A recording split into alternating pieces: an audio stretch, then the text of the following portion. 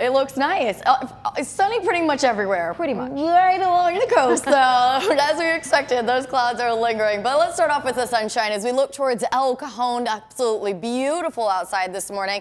And it's warm where it is sunny. We're in the 70s. In fact, Ramona and Julian awfully close to 80. Warner Springs, 87 degrees, just about as warm as it is out in the deserts. 77 in Escondido, 70 in Oceanside right now. But most of our coastal areas look like this. Maybe not as colorful, but it is pretty gray.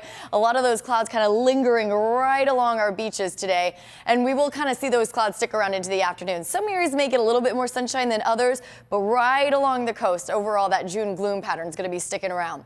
If you're headed out to the fair, temperatures will be in the low to mid 60s all day into tonight. And the Beatles tribute band, the Fab Four, taking the stage tonight at 7:30.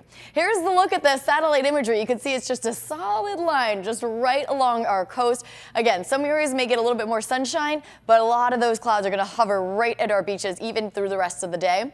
As high pressure weakens as this next storm system comes on in, we're going to see a lot more stubborn clouds tomorrow. So along our coastline, maybe a few sun breaks, but that's about it. Saturday, we start to transition out of this pattern, and by Sunday into next week, a lot more sunshine all the way to our coastline and warmer temperatures in the 70s. Inland neighborhoods may only see partial clearing for some areas, especially areas that are closer to the coastline. And then we're in the 80s Sunday and mid 80s Monday and Tuesday. The mountains will be in the 70s through the weekend and then 80s next week. And it's going to be hot in the desert. It's only getting hotter. Look at that, Tuesday and Wednesday near 110.